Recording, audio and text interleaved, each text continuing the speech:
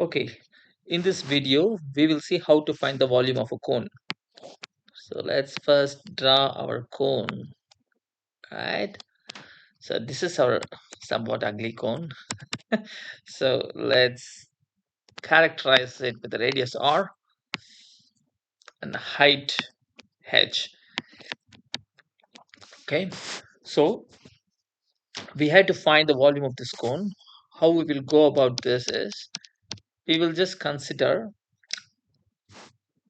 we'll consider the volume of the cone as a sum of volumes of smaller conical frustum.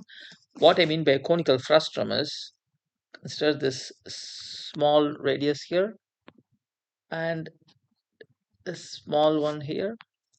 This becomes a frustum, right? So let's call this as frustum A, right?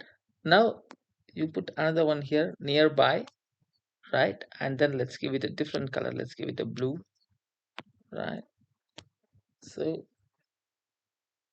this one, right? This one is frustum B, right? FB, right?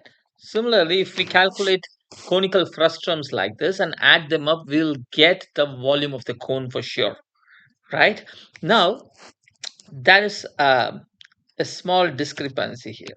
See, if we have to find a volume of a conical frustrum, let's say I give a conical frustrum like this, what generally people do is people just extrapolate this to this common point, and then you find the volume of the bigger cone, and then you get the volume of the smaller cone. You just subtract the volume of the smaller cone from the volume of the bigger cone, then you get the volume of the frustum, right? However, here we are trying to find the volume of the cone, so this theory will not work. This will not help us actually. Looking at this as a conical frustum and trying to find the volume of conical frustum is not really our piece of cake, right? So that's not how we should proceed. But what we would use is the frustum becomes close to a cylinder, right? As long as this height is infinitesimally small. If the height is very, very small, let's call that height as dh. Okay, let's call that height as dh. So dh. So if you have keep the height as dh, then the conical frustum is almost a cylinder, right? Then we'll have infinite such cylinders. We add them up, we will get the volume of the cone, right? So one question that we might get is, can adding infinite numbers result in a finite number, right? It can definitely happen. When we consider infinite series, there are certain series which are converging, which converges to a point. And in this case, it is very clear because as we go from here to here, as we go from this point to this point, right? At this point, the radius is too small, right? It's almost zero, right? It slowly increases until this r, right? So we are talking about a finite range. Another way to look at is, for example, if we take a small cake, every day we eat half of this cake, okay, assuming that the cake is refrigerated, right? So the first day we eat half, and then we leave out the other half, right? Then the next day we eat half of what is left, which would be 1 by 4, right? Then the next day we will eat half of what is left. This is 1 by 8. Every day we are eating less and less, right? So in how many days we will complete this cake? We will never complete this cake because every time something we eat only half, we'll never eat the full, right? So something is always left in the plate, right? Which means that, so 1 by 2 plus 1 by 4 plus 1 by 8 until infinity will give you 1, right? So which means so that's an infinite series leading up to a finite number, right? So infinite addition doesn't necessarily mean an infinite result, right? This is something you need to keep in mind. Okay, with that, let's start with looking at the cylinder first of all, right? Let's look at the cylinder and then see what should be the volume of the cylinder. Okay, so this is a cone again. Now this is our height h and radius r, right? Let's pick one height small h, right? A small h. At this point of time, there'll be a small radius. The radius is proportional to the height, right? When the height is h, we have the radius r. When the height is 1, the radius is r by h. Unitary method, when the height is small h, we'll have r by h into small h, right? This is the unitary method we all learned in childhood. You can do that. One another way to estimate this radius is also by, this is the radius at height h. One another way to estimate the radius is that if you consider A, B, C, A, O, M. So triangle ABC and triangle AOM, we can see that they are similar. I don't know what's the right way to say it, maybe similar like this. So they're basically similar triangles because this angle is common for both of them, theta, and this angle is 90 degrees because we are talking about the center of the cone, which is piercing through all these radiuses, and the circles are like orthonormal to that axis. So this value would be 90 degrees and the rest is 90 minus theta. So since the angles are all equal, the sides must be in the same proportion, which means that r by capital R should be equal to h by capital H.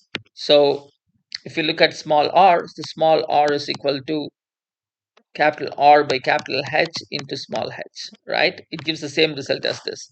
That is one another way of looking at it, right? Okay, that became a little bit ugly. Okay, all right.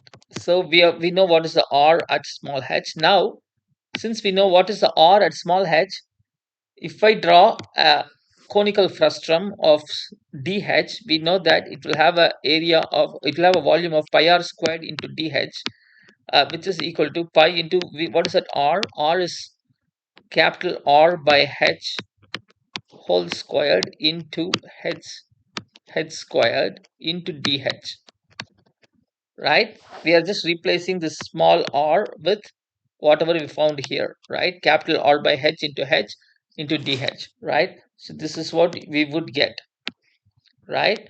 So now we know that there are some infinite such cylinders at every h, as h goes from 0 dh 2 into dh all the way until infinite, where it reaches h, infinite sum, right? So this is what we want to do.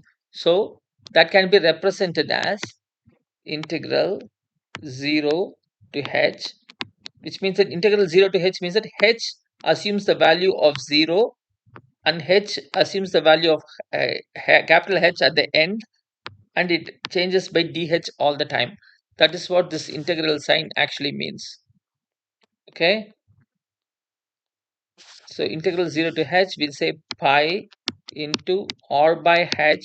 Here r and h are constant, capital R and h are given, into h squared into dh, because this is the, at any given h, this is the volume that we want to add up, right? And as this h changes from 0 to h, we just add them up. So integration is nothing but addition, right?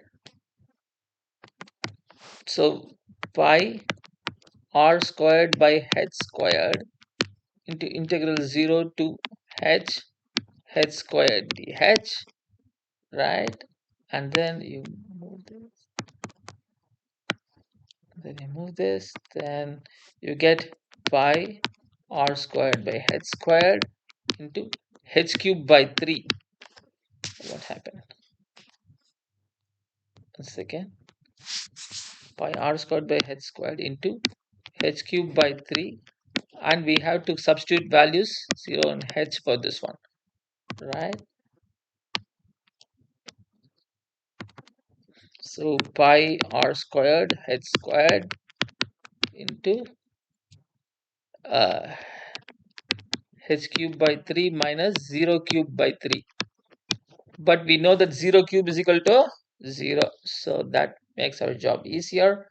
So what we will do is pi r squared by h squared into h cubed by 3, right? Which is equal to pi r squared h divided by 3. So this is the volume of the cone, right? One another way to visualize this integration is,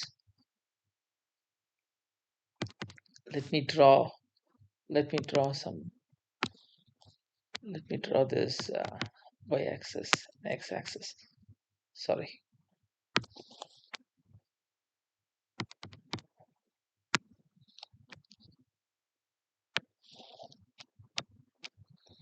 Okay, and let me also draw the cone here,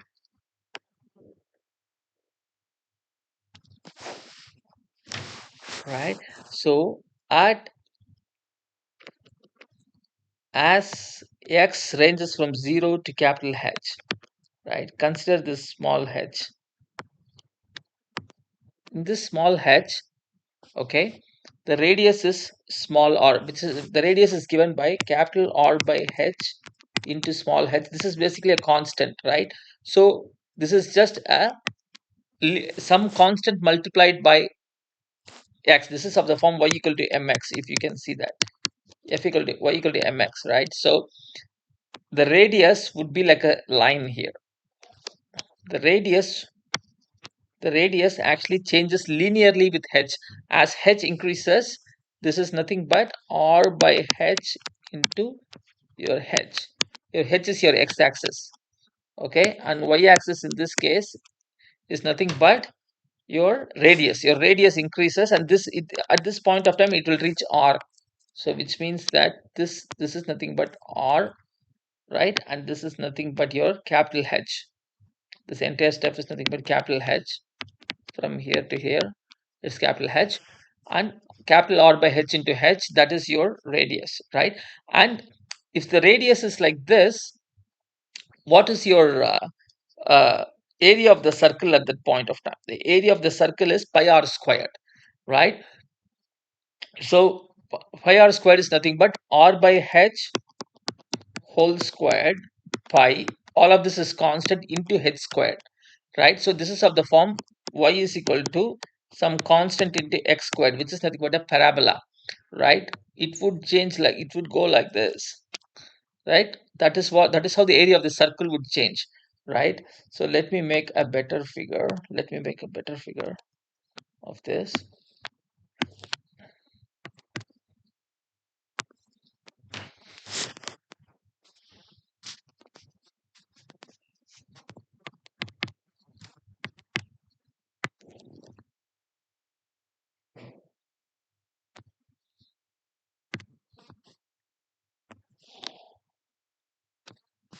This is your x-axis. Now we will draw the cone.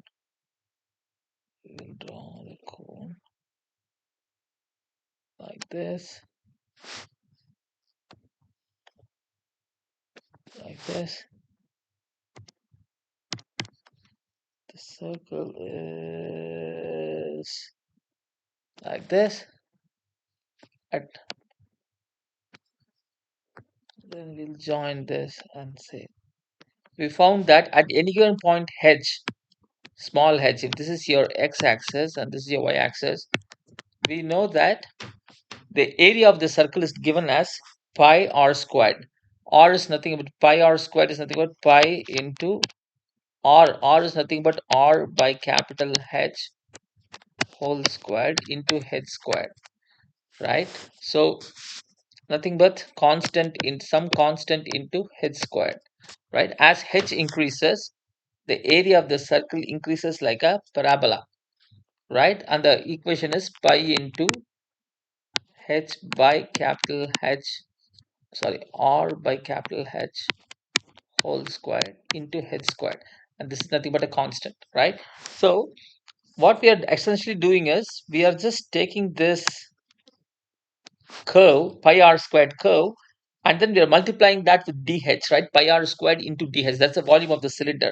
So at this point of time, this pi r squared, this is small dh, right? That's nothing but a rectangle, right? This rectangle's width is dh, and this is nothing but pi r squared, and pi r squared into dh represents the area of this rectangular strip, and we are calculating this strip at all the given points, right?